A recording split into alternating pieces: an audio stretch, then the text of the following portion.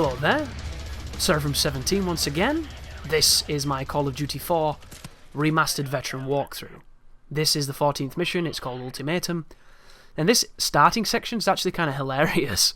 Your team is so lethal on this opening sequence that I don't even know why I'm here. I could barely kill anybody, so I just kind of stopped because the team was doing such a good job. But we're going to be pushing towards a camp in... Is this Azerbaijan? It's kind of that part of the world. I forget exactly where this is. But this is a pretty long mission, considering most missions have been about 10 minutes. This one is nearly 20. And I believe it's because I was doing a lot of shooting through mesh fences and getting almost complete immunity. And I don't know if that was a gimmick that you could do in the first version of this. So someone will have to tell me until I go back because I don't know. But it seems that wherever there are mesh fences, enemies don't shoot you through it. It's almost like they can't seem to get line of sight at you and they will never fire at you. So I use them a lot to shoot people without worrying that they will shoot me back. But here is another one of those loading sequences. So whenever you see this game ask you to stack up on a door and wait for Captain Price to open it, it's not gameplay, guys. It's the way they mask the loading. And in future Call of Duties they do the same thing, but the difference is they do the breach that Modern Warfare 2 seemed to popularise, and the end of this game has you doing with the slow motion shooting sequence. So you get a lot of that instead, but all it is I believe, is masking loading. And then on Infinite Warfare, surprise surprise, we finally get to open our own doors without putting explosive packs on them, which I thought was quite novelty. But I didn't like the mechanic at all, because the enemies seem to have a better advantage than you did. Because you peek through the doors and shoot people, but they shoot you better. You kick the door, and there's a dude there, he shoots you better. It's one of those weird things when it comes to the AI. You're never going to open a door and react faster than a computer will, because you can't do it, unless the difficulty is at such a way that you can. And that is one of the hardest things to program. Programming a dangerous enemy that isn't cheesy. And I always mention fighting games when I reference this particular part of the AI in video games, because fighting game AI is notoriously dogshit, and it's bad because it's perfect. It's an AI system that reacts faster than any human can, that has no delay on its reactions that are artificially put in place so that it feels like it's reacting like a human would in the same kind of time frame, and instead it just reads what you do the moment you press it and beats it with whichever move it has that is fastest without caring what that move is. It's the reason that you can exploit so many features of certain fighting games, because if the computer is going to try a certain thing to beat your move, you can predict this, bait it, and punish it.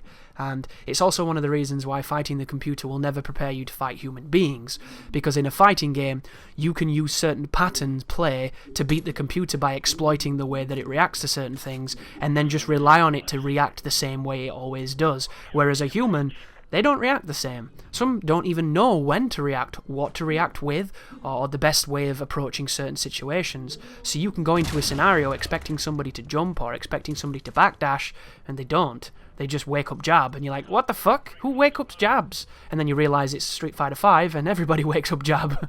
Jab anti-air. But here is the Marine that we get to save. Is it Sergeant Griggs? And he's going to be backing us up now, as the AI often does, by standing in our way and being somebody to shoot that will fail you if you shoot them too much. So, thanks a lot for that, Griggs. There's Gaz blocking us on the stairs as we push out of this building, and I do like this level. It feels multi-tiered. You do the infiltration bit during the foggy early morning, you do this building rush, and then you push towards that crazy compound which is full of dudes. You know, it's got a little bit of everything, and I really enjoy that. But let's talk about some other things, because I've talked a lot of Call of Duty, I've talked a lot of contrasting Call of Duty, I haven't really talked about any other stuff, so except for Titanfall 2, which is probably something I'm going to talk more about, because I really like that game. So we've come to the part of the video where it's essentially a diatribe as to why you should buy Titanfall 2. And you might be thinking, how does that fit into COD 4? Well, the people who made Titanfall 2 made COD 4. They didn't make this version, that's why this version's kind of shitty. But they made the original, which is a beautiful, beautiful piece of history now. And Titanfall 2 sold like shit. Let's be frank here, guys. Let's not sugarcoat it. There's no need to. We're not EA. We're not going to give some PR bullshit answer that's generally, we released it at the same time as Battlefield because we knew we would kill it. Which is essentially what they did. And if you're not aware of the scenario around this because you don't care about first-person shooters, Battlefield came out, a week later Titanfall 2 came out, a week later Infinite Warfare came out. So they put it between two massive franchises that were always going to generate more people than Titanfall 2. And the real sad part about it is Titanfall 2 is a fantastic game. It's a really, really fun game. It's a game that anybody can enjoy, and I stress that when I say anybody, because of how interestingly it's designed. It enables even bad players to do well almost every game. You will always get your Titan. You do not have to earn it in conventional means like kill streaks.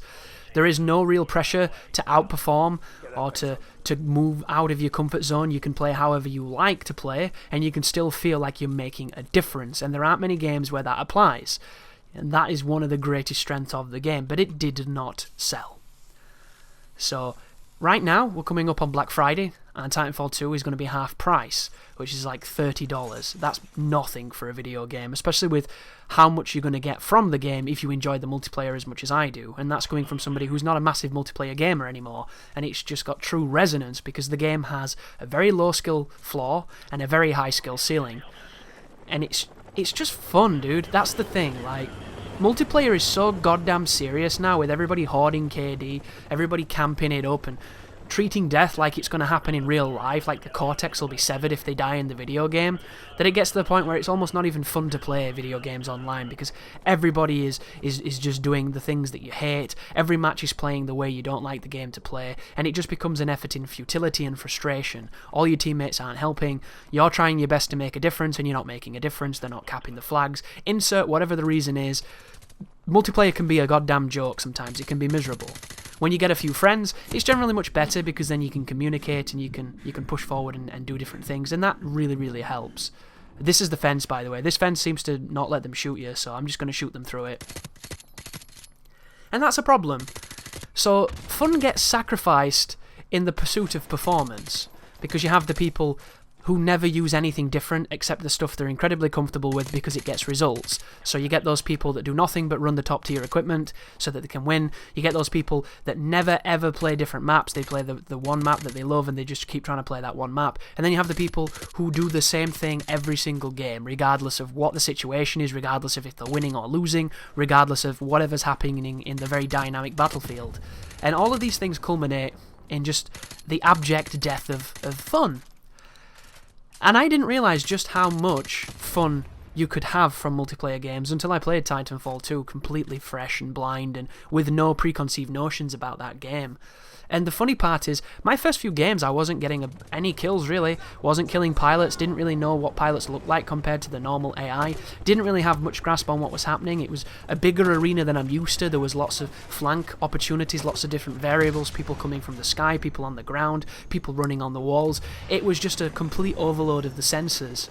But then I got in my Titan and everything made sense because I'd played the campaign, and the campaign had taught me how to fight in Titans because I did it on Master. I went up against the AI bosses on Master and they're pretty tricky, so I got an understanding of what the Ronin does and what the Scorch likes to do and what the Tone does and the North Star, and gradually the pilot stuff started to make more sense. But even then, even at that point where I was getting maybe 3 to 5 pilot kills a game, I was still feeling like I was really helping, and I felt like I was scoring well, and I felt like I was doing something, and it's so important. It really is to empower the player. But there's a difference between empowering the player to play better and empowering him artificially by giving him better things. And you might think, well, isn't a Titan essentially giving somebody something stronger than everybody else? Not really. The balance in Titanfall 2 is so delicate that I fear 2 pilots attacking my Titan than I ever will a Titan. Because you don't run into smart Titan players, you just don't. If you run into a smart Titan player, you're going to lose, or you're going to have one hell of a fight on your hand, because they are just light years ahead of other people. So pilots, if they have mag launchers and they're close to you and you can't see them and they're hitting you perpetually with mag launchers and arc grenades, they are way scarier than a random Tone who's putting pressure on you, because chances are that Tone doesn't realise that when I hold up my flame shield as a Scorch, it's going to melt his fucking face off. So he's just going to walk up to me trying to punch me because that's just how he poor sod plays. And then when he dies, he doesn't get it. And even then, he thinks he's good in that Titan because he's having a good game, because he's killing all the grunts, he's killing the spectres, and he's got a couple of good kills. And that's where I think that game really shines compared to a lot of other multiplayers. It's this feeling of superiority which is 100% delusional. But it's delusional because the game is telling you you're doing so well.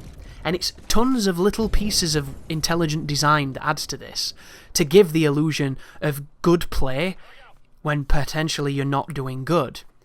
And everything in that game is fluffing you, essentially. It's rubbing your shoulders. It's just a digital yes man the entire time, and it means that even when you're getting stomped and having a rough time, it feels like something is validating your presence on that battlefield. And there's no other multiplayer that I've felt that did this anywhere near as effectively as this game. You've seen so many video games now that put things in there to help the poorer player get an advantage to try and keep up with the better players, and all it did was ruin the experience every single time. Look at Modern Warfare 2. Death streaks. The very idea of the welfare perk system for people doing poorly is baffling to my mind, because all you're doing then is negating people doing well. When you reward somebody for mediocrity and you give them something that grants the illusion of success, which is essentially just a giant benefit that they should not have, you are not promoting them to feel punished. You're not promoting them to want to play better. All you're doing is giving them an unfair advantage that they do not deserve. And don't get me wrong, guys, I 100% can understand somebody having a tough time and needing a little pick-me-up, because we all have those moments. But I don't think making the soldier better artificially is how you do that. So I always resented them and I never liked them. And then you move on to Modern Warfare 3, which just took it to a whole new level of essentially cheating out the better players of feeling superior. Because they had support systems. They had the support kill streak. And the support kill streak was incredibly powerful, because you could die and still get the streak. And if all the kill streaks worked that way, I would have had no problem. But because there was a specific one for people who know they're going to die a lot, they put it on. And it wasn't limited to support additions. Like, you could get stealth bombers attacking kill streaks on a welfare package, which is bullshit. You should not be able to get any kind of lethal attacking kill streak unless you kill streak. That's the fucking name. Kill streak, not death streak. That's bullshit, and it's not fair, because you're rewarding people for playing poorly, and that's not good. It's giving everybody a medal, then the medal's fucking worthless. You know, that's not how you should promote somebody to improve and better themselves, because it's bad. And it led to people running like all the UAVs and all the shit like that, and you had an entire team getting way too many streaks they didn't deserve, and it led to just frustration. And I'm glad that shit's gone now in whatever capacity, but I wouldn't know because I don't really play the more recent ones. But to me, they just polluted what made succeeding in those games feel fun. You felt powerful when you got kill streaks because you knew it meant something. When they give it you when you die, it doesn't mean anything, so it takes away the importance. I'm also going to use this fence here as a good opportunity to shoot people, but this level, very trigger happy. When you get to a certain area, you will trip the spawns because there's tripwires everywhere, but if you don't go near them, it never happens, so you will have a dead level unless you push forward, which really shows the age of some of the scripting in this game and in this particular level, and it's why this takes so long, because when you combine tripwires with infinite spawns, it can be a while until you push up successfully. So Premiere just crashed, so I apologise if any of the commentary up to this point is a little bit out of sync, because I had to drag the files over again and realign them and edit them and things, and it might not set up correctly, but we were talking about unrelated stuff, so hopefully it should be fine. But as I was saying about the death streaks and the rewarding and the not making people strive to be successful, Titanfall 2 does it in such an interesting way that I really, really appreciate the design. And you might think that, isn't guaranteeing that every player gets a Titan essentially a welfare system not much unlike the death streaks from Call of Duty? And I can understand the logic of somebody bringing that argument forward, because guaranteeing that the player gets a Titan over time is definitely rewarding them for nothing, really, isn't it? Even though doing objectives gives you Titans the fastest, damaging other Titans give you Titan really quickly, killing pilots gives it you, killing the grunts and the AI gives it you. There are a lot of actions you can do. Giving a battery back to a friendly Titan can give you like 35% build towards your own Titan, so there is a system in place that almost every action has a reaction that is getting you your Titan quickly. And if you're killing people and you're being successful, you will get your Titan quicker than anybody else. And that's where the skill comes in. Yet everybody gets a Titan, so it never feels unfair. So everybody is being rewarded, but they're not being artificially inflated. Because the good thing about a Titan is, in the hands of somebody who's not good at Titans, who doesn't know how to play them, Titans are nothing. Titans can be killed in seconds. If you're somebody who's inexperienced and you do not know how to conduct yourself in as a Titan on a map, you can get bullied by pilots, you can get bullied by Reapers, you can get destroyed by enemy Titans. How many times has this happened, yeah?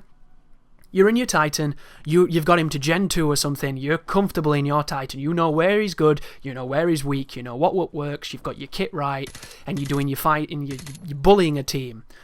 Dude drops a Titan down. It's a Tone. Everybody thinks Tone's the strongest one in the game because he's pretty fucking good. But in the hands of somebody who doesn't know how to use him, they can be laughably bad. Tone gets on you, doesn't he? Pops his wall, starts hitting you. You do whatever you want to do to counter it. He's pushing forward, You have a Scorch, potentially. He keeps pushing forward, so what do? You send a barrel behind him. He's pushing forward, you drop that firewall, boom.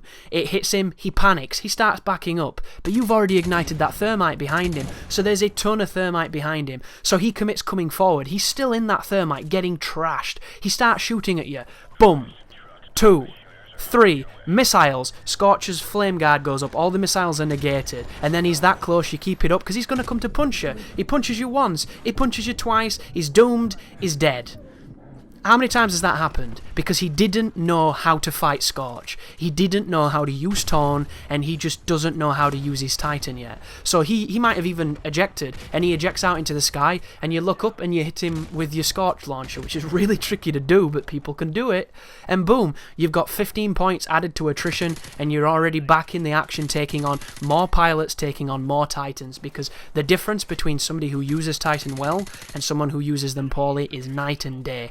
Titans are not an advantage. Titans are a free 10 points in the hand of someone who is inexperienced, and that is why it's such an intricate and interesting balance.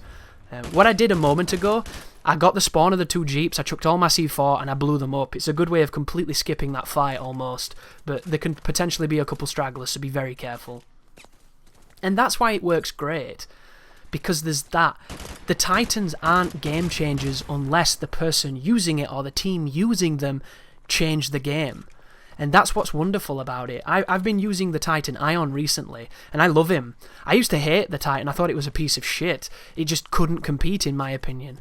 And then I realised that that bar of energy that you power up by shooting your gun, that gradually builds, that's the cooldown for the shoulder beam. And the shoulder beam's really powerful, and you can get 2 shots on a full bar. And if you play that Titan with the shoulder cannon as his main weapon, he's probably the highest DPS in the game, outside of a Scorch up close, or a really, really aggressive Tone that knows what it's doing. Like, that's the only people who can match the damage of that shoulder. And if you counter-strike people by hitting and running and using cover and poking from a distance, you can cause Titans an absolute nightmare. I was on a complex the other night, fighting against, I think, 3 enemy Titans, and all I was doing was running away, dropping trip mines, and just hitting people with a shoulder cannon. And I ended up taking out 3 Titans on my own, on a team where nobody was doing anything. Nobody even had anti-Titan weapons. It was literally me carrying the team on myself. And admittedly, some of those Titan pilots were Legions, and all Legion players tend to do is slow walk towards you shooting the gun, so I can cut those people to pieces, into ribbons in minutes if I play correctly. But the Titans never feel like a welfare system, and because everybody gets them, everybody gets to understand them, and if you understand them, you can beat them, and that's what makes it so much fun. So, buy Titanfall 2, guys. It's way better than anybody's giving that game credit to be, and I love it, and I hope you can get enjoyment from it like I do, because if you can, you're going to be playing it for the rest of the year. And people keep saying it's going to have no longevity, that it's going to be dead. I just don't see that happening. There's 20,000 people on there, and those 20,000 people seem to always be on there on Xbox One, and PlayStation will have them too, PC will have them a little bit less, but still very committed. And there's free DLC all year, so there's going to be new weapons, new maps, new Titans, who knows? The potential is limitless. But this is Call of Duty 4. I apologise I didn't talk too much COD 4, but if you've got to this point on this new version, you're not going to struggle, guys, because the only real threat coming up is no fighting in the war room, and I did it without dying, which tells you fundamentally what is wrong with this bloody revision of Call of Duty 4. Thank you for watching. You take care now.